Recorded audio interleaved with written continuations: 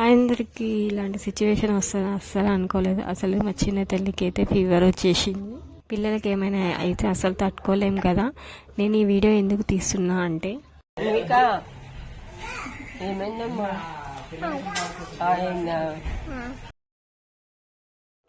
Weather change అయింది కదా, జాగ్రత్తగా ఉంచండి, పిల్లల్ని వెచ్చగా ఉంచండి.